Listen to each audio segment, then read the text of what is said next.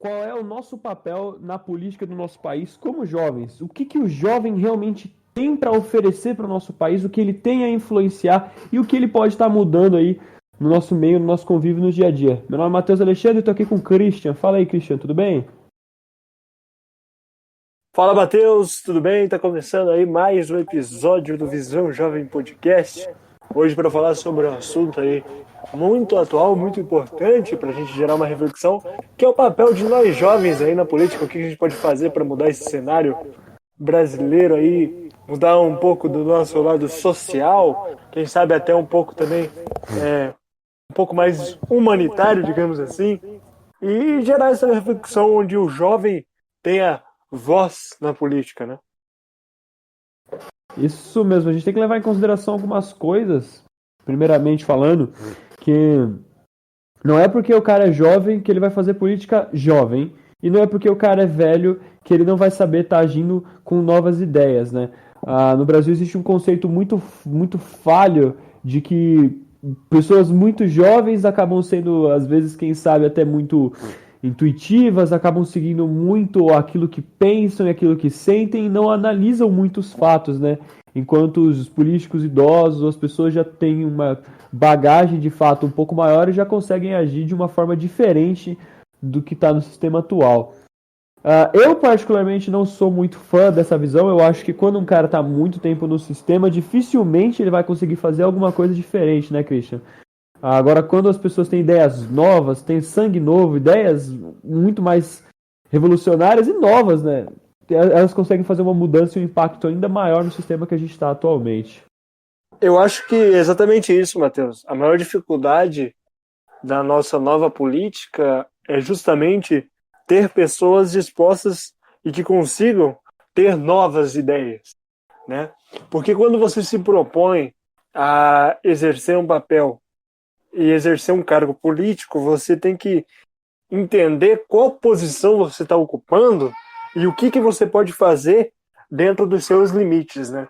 Por exemplo, um vereador ele não pode intervir na decisão de um prefeito, por exemplo, mas ele pode levar um problema, levar um apelo de uma população, alguma situação para que o prefeito consiga ver que aquele problema está acontecendo, entender a dimensão daquilo que eles estão falando e o que pode ser feito. Então, muitas vezes, o que as pessoas confundem, principalmente quando estão começando nessa vida política, né? Começando, entrando numa carreira política.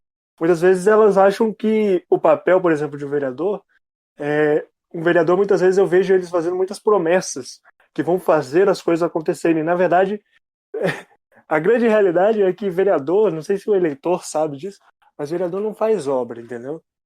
Vereador Com certeza. não resolve todos os problemas. Isso não cabe a ele. O que cabe a ele é legislar ali. Ele administrar as coisas que acontecem no governo e levar, ser uma voz ativa da população, dos anseios da população, até o prefeito. Com certeza, né? É um papel aí que muitas pessoas acabam confundindo. O papel até de deputado federal. Eu fiquei sabendo, cara, que uma grande parte da população não sabe qual é, inclusive, o papel de um deputado federal, né? Eu estava fazendo umas pesquisas recentemente e eu me deparei com algumas matérias um tanto quanto interessantes. Candidatos jovens, né? No caso, a gente tem aí alguns que foram eleitos, como o Kim Kataguiri, o Boulos, que está disputando agora a Prefeitura de São Paulo. Candidatos mais novos, abaixo dos 30, abaixo dos 40 anos, eles têm uma porcentagem de identificação com a população muito maior do que a gente, pessoas mais antigas. A Uma popularidade de um deputado muito mais antigo, muito mais velho, ele não se deu até por causa, às vezes, da ideia dele, mas por causa dos anos, né, cara? Você vai crescendo e vai vendo que aquele deputado, ele tá concorrendo desde que você era pequeno, mesmo até, às vezes, sem concordar com as ideias dele, as pessoas acabam por optar e votar nele porque já conhece, né? Falam, esse cara tá disputando há muito tempo. Eu vejo isso aqui no meu município, entendeu? Prefeitos, vereadores, deputados que concorrem há muito tempo, eles têm uma aceitação muito maior do que pessoas novas que estão entrando. Mas não por causa das ideias em si, porque as ideias a gente vê claramente que muitas são horríveis, mas por causa do tempo que eles estão ali concorrendo e se mostrando para a sociedade. Exatamente, isso que você trouxe para nossa reflexão aqui é bem interessante, porque é exatamente esse cenário que a gente vê. Diferente da sua realidade, aqui na minha cidade, que é uma cidade pequena de interior, a gente já está cansado de ver as mesmas caras, entendeu? Então a gente sabe que isso acontece em todas as regiões, tanto no seu município quanto no meu, sempre vai ter os figurões, os medalhões que eles chamam, na, no linguajar político, que é envolvido com a política, que é sempre as mesmas pessoas que sempre lá passa 4 anos estão tentando garantir um cargo político de novo. E realmente é isso que causa, né? Às vezes o cara não tem uma ideia nova, até porque ele já está há anos ali exercendo aquele papel e ele já tem quase plena certeza de que ele vai ser eleito por aquela população, porque ele já ganhou a identificação, já criou um laço com aquela população. Então é meio difícil que ele não ganhe. Mas aí, pro outro cara que está vindo agora, por exemplo, um jovem que está começando na política, ele já fica meio que fechado, porque os caras que já dominaram aquele espaço, aquela região, vão continuar dominando por muito tempo, entendeu? Porque é isso que acontece em cidades pequenas. Os grandes, eles dominam o espaço ali. Exatamente, cara. É um negócio só de a gente parar pra pensar que muitas vezes aquele jovem que ele quer se engajar na política, aquele jovem que ele quer começar uma vida política, quer começar a entrar nesse meio, pode acontecer duas coisas com ele. Uma, ele se frustrar, porque pelo fato dele ser jovem, isso é algo que é usado, parece, contra ele. Uma pessoa sem experiência, uma pessoa que tem. As pessoas não verificam, não olham pro jovem e falam, nossa, ele é novo, ele pode fazer alguma coisa nova. Não, eles olham e falam, sem experiência, vai fazer coisas horríveis, vai cair na mão dos corruptos e tudo mais. E o outro lado também que coloca o jovem como uma pessoa, talvez, quem sabe, até um salvador, né, cara? Sendo que não é muito bem assim. Os jovens na política, o papel dele é sim trazer de fato um ar novo, sangue novo e até, quem sabe, ideias novas para a política. Claro que muitas vezes, e com certeza elas são baseadas com pensadores mais antigos, como Mikhail Bakunin, Karl Marx, Max Weber, entre outros, entendeu? Proudhon também. Muitos carregam essas ideias, ou até mesmo umas ideias de direita mesmo, que não tem nenhum problema. E eles têm a base, eles têm a informação daquilo que eles precisam, mas as pessoas olham para eles e não levam a sério. Acabam vendo um jovem de 19, 20 anos, que por mais que tenha estudado bastante aquilo, tenha lido, tenha entendido os temas, os caras acreditam que ele vale muito menos do que um político de carreira, um político que já tá lá há 30 anos e que já provou que não faz nada, né? Aí que tá, o problema maior, né, Matheus? Eu acho que o cara, o jovem, ele pode vir com uma proposta nova, ele vem com sangue novo, mas nada impede ele que ele venha com uma bagagem de inspiração e de molde, assim, digamos, social e de comportamento das ideias mais antigas, dos pensadores mais antigos, como você citou. Pode ser o Karl Marx, pode ser um pensador de direita, enfim. Ele pode ter ali um propósito diferenciado, entendeu? Então, dentro daquilo que ele já acredita, ele pode trazer uma diferente visão que até então esses políticos de carreira não pensaram, não se atentaram, nem se preocuparam com determinada questão. E eu acho que é nisso que o jovem pode entrar. É nesse espaço que tem entre a velha política e a nova política que está surgindo que ele fica, que ele pode trazer novos ares e novas coisas para essa nova política. E para o nosso cenário, eu diria que a gente está vivendo aí uma sensibilização do processo político, né? E ele precisa vir tanto da escola, dos gestores, dos professores, dos pais, enfim. Hoje em dia a política a gente respira política por todos os lados. E acho que é por isso que os jovens estão se interessando e acordando para a importância da política no nosso país e se interessando por política. Sim, sim, sim. Uma coisa muito interessante de estar pensando é que o nosso país também é um país novo, né, cara? A gente vem aí de um processo de redemocratização de uma ditadura militar, de um regime militar, tanto faz. Mas as primeiras eleições diretas de fato só aconteceram em 89. Ou seja, uma eleição que não tem. Uma eleição de 30 anos atrás, entendeu? Praticamente 31 anos vai estar fazendo. E muitos candidatos, muitos deputados, muitos vereadores que estavam naquela época estão até hoje, né? O último presidente, o primeiro presidente assim eleito já, na época foi o Tancredo Neves, mas que ele não conseguiu ficar até o final do mandato. E existiam vários e vários candidatos políticos, entre eles o Lula, que disputou também na eleição, né? Na época aí de 1989, quem a gente teve? A gente teve Afonso Carneiro Neto, esse não chegou a deputar, não chegou a. Ele foi pelo Paraná, tá? Mas não chegou a se candidatar novas vezes. A gente teve o Enéas, a gente teve o Collor, a gente teve o Brizola, a gente teve o Lula, a gente teve o Marlo Covas, Paulo Maluf também teve, a gente teve vários e vários nomes que estão na política até hoje, incluído Lula. Lula disputou todas as eleições até ele ganhar, né? Desde a redemocratização do país.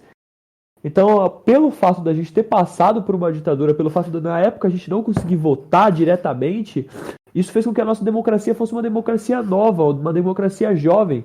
Hoje em dia a gente não sabe, a gente não viu esses políticos desde a primeira eleição pós-redemocratização, a gente não viu eles morrerem, a gente não viu novos políticos entrando de fato. O Jair Bolsonaro não é o novo político, está há mais de 30 anos como deputado, agora como presidente do Brasil. Vários outros políticos, como Michel Temer também, que foi o vice da Dilma, né, também já tinha uma carreira política muito extensa. O Aécio Neves, né, também já tinha uma carreira política muito extensa. Então, de fato, eu acho que a gente ainda não viu um movimento muito jovem, de jovens migrando para a política. A gente está vendo isso agora, mas na história a gente nunca viu isso, porque a nossa democracia ainda é muito nova no nosso país, né, cara? Ela ainda é algo que a gente alcançou faz muito pouco tempo. Em comparação, é claro, com os outros países, como por exemplo os Estados Unidos e muitos países também da Europa. Pois é, né, Matheus? A gente vive aí num período disso, acho que esses fatores que você citou, exatamente é isso que às vezes acaba afastando o jovem, por mais que ele tenha uma vontade interior de exercer um papel na política e mudar alguma coisa, realmente ele tem essa vontade dentro dele, mas esses fatores acabam afastando ele, porque o que que a gente vive? A gente vive uma período de contemporaneidade política. É um processo de discussão que precisa de debate, precisa de, de discussões mesmo para chegar a soluções coletivas, né? Em prol de uma reformulação política, diria assim. Uma reformulação de políticas públicas para a juventude, para com a juventude. Acho que ninguém nunca pensou sobre isso ainda. A gente não vê isso acontecendo na prática. Talvez alguém tenha pensado, mas não tenha conseguido exercer isso efetivamente. E daí a gente acaba não vendo isso, até por razões, como a gente vê, que você falou, razões que são plausíveis, né? São escândalos administrativos, são partidos que não têm expressão nenhuma de voto, que vão surgindo cada vez mais partidos, que a gente não sabe de onde saiu, com candidatos que a gente nunca viu. São processos burocráticos, as verdadeiras máquinas burocráticas que são emperradas. Enfim, entre outros e vários fatores que a gente podia discutir aqui, mas que justamente cansa o jovem de tentar mudar algo que já está tão desgastado, tão bagunçado, tão errado na sua virtude, na sua criação. Já é algo tão antigo, né? Não tão antigo assim como desde as eleições diretas que você citou ali há 31 anos atrás, mas é algo que realmente dá um descrédito assim para a política e para tentar algo novo. Acho que é isso que tira essa vontade do jovem de tentar algo novo através da política. Exatamente. Hoje em dia a gente também tem dois movimentos aí muito incríveis, né? O primeiro movimento de jovens totalmente frustrados com a política, né? Que eu diria que é uma vertente até um pouco mais anarquista, e outra vertente de jovens, né, que se dividem em outras duas, mas outra vertente de jovens que estão interessados em entrar na política, para tentar mudar o sistema atual, né? A gente tem esses jovens entrando na política pensando umas ideias tanto de esquerda como ideias de direita. Aqui mesmo em São Bernardo do Campo a gente tem agora um novo partido socialista, feito por jovens, né? Eu não vi nenhum nome idoso ali, pelo contrário, são amigos meus até de escola que entraram e estão ali competindo para tentar mudar aí o jogo aqui em São Bernardo do Campo.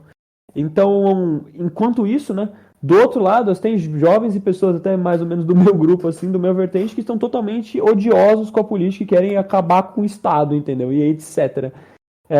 Essas duas vertentes, elas são muito novas aqui no nosso país. Já é uma discussão muito antiga em países da Europa, já é uma discussão que vem desde a Revolução Industrial, como eu citei desde Mikhail Bakunin, né? Aquele russo que também que foi expulso do Internacional por injustiça. Mas, enfim, já é uma discussão muito antiga em vários outros países, entendeu? E na época, assim, os jovens se engajavam muito nisso. No México, a gente teve um movimento anarquista feito por jovens que foi muito forte, entendeu?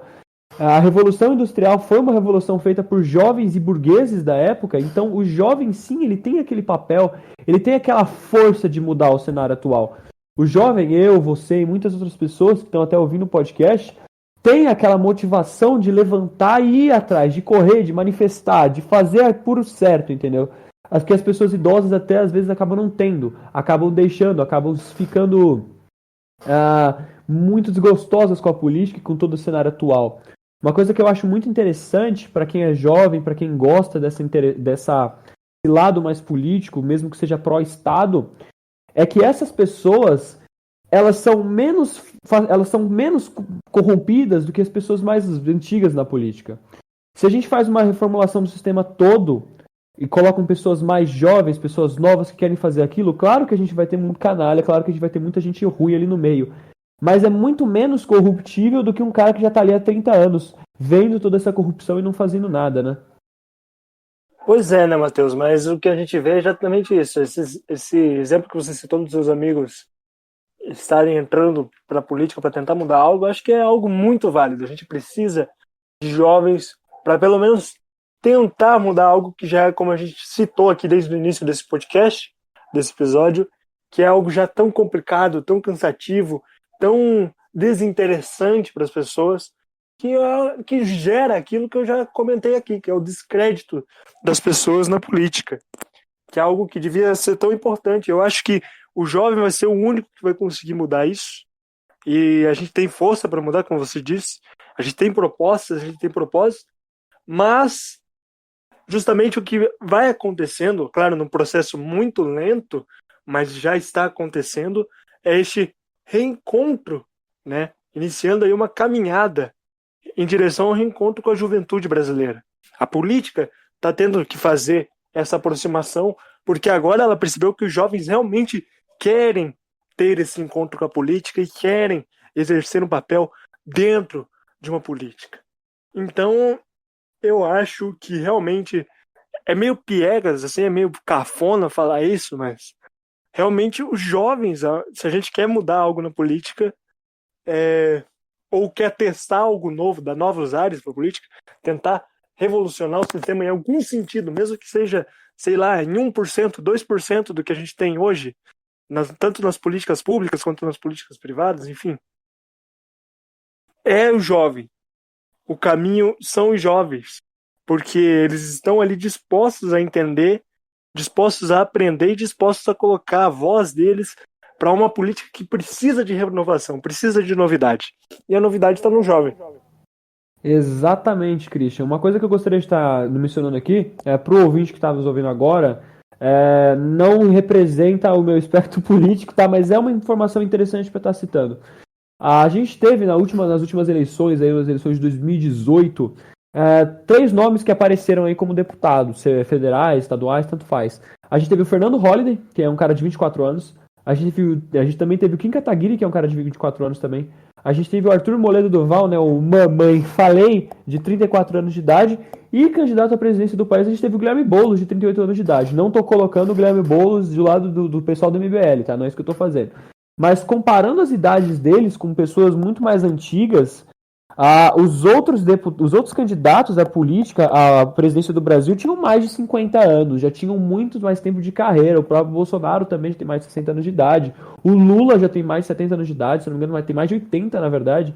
Então, uma coisa muito engraçada é que esses nomes jovens, hoje em dia, são os que mais se destacam nas redes sociais, né? Como sempre.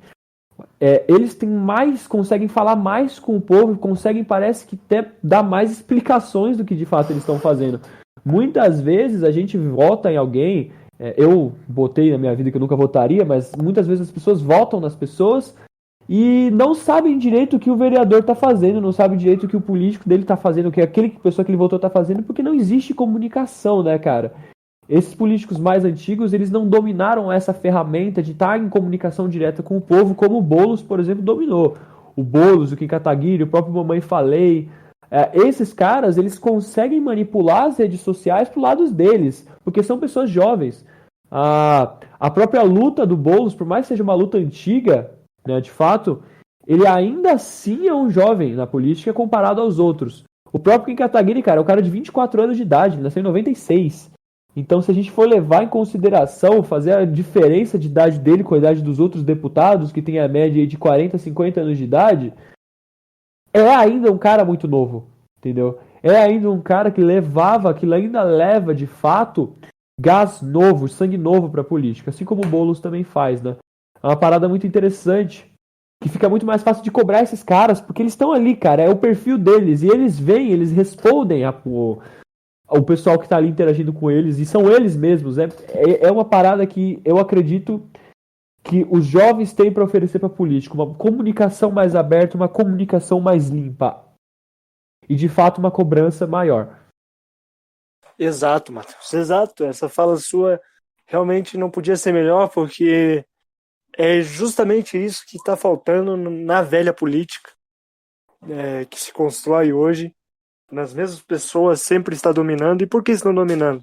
Porque tanto esses candidatos mais velhos, quanto os eleitores desses candidatos mais velhos, não têm noção dessa conexão rápida, dessa conexão em massa e da proporção que isso pode tomar.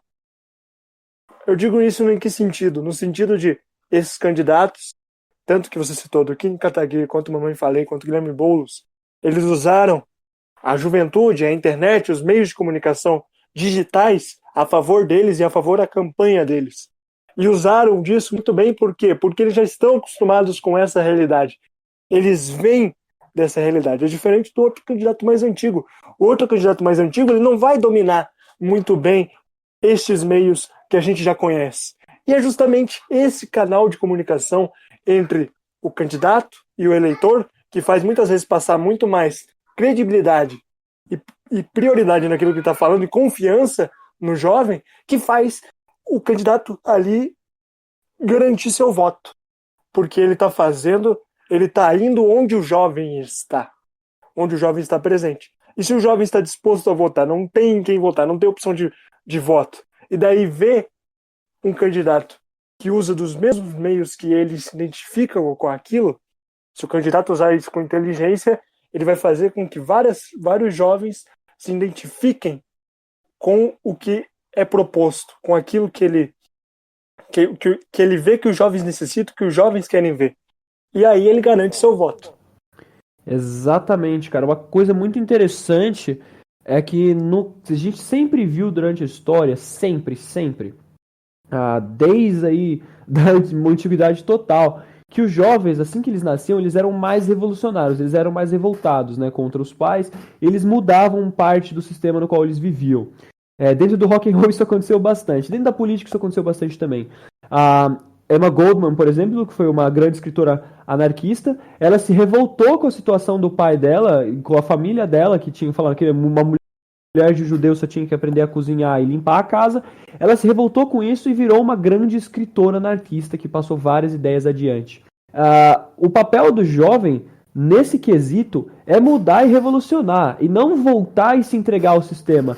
Uma coisa que eu acho que foi muito interessante que aconteceu foi que nesse período de 2017, 2016 para cá, a maioria dos políticos, dos candidatos, dos influenciadores que entraram na internet não eram de fato influenciadores de esquerda, eram influenciadores mais voltados para a direita.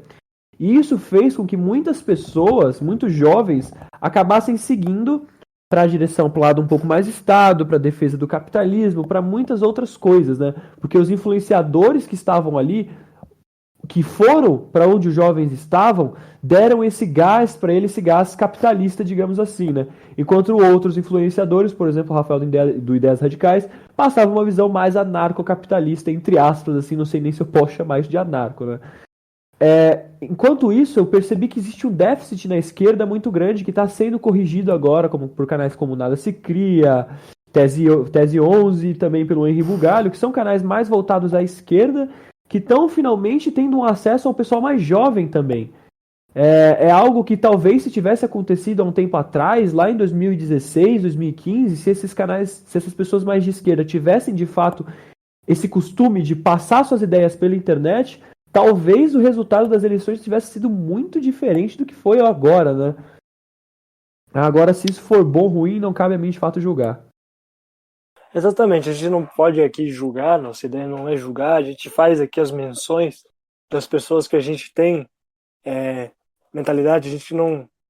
A gente tem na cabeça nomes que estão aí representando tanto o lado da esquerda quanto a direita, mas isso é assunto que dá, olha, muito, muito pano para manga, e nós fugiria da nossa proposta, porque a nossa proposta aqui é apontar as direções para vocês, pontos importantes, históricos, para que vocês para aguçar esse sentido, despertar essa vontade de vocês buscarem informação e criarem o pensamento de vocês.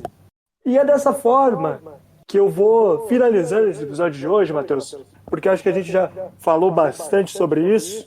Conseguiu se comunicar com o jovem, acredito que a gente conseguiu nesse episódio se comunicar com o jovem.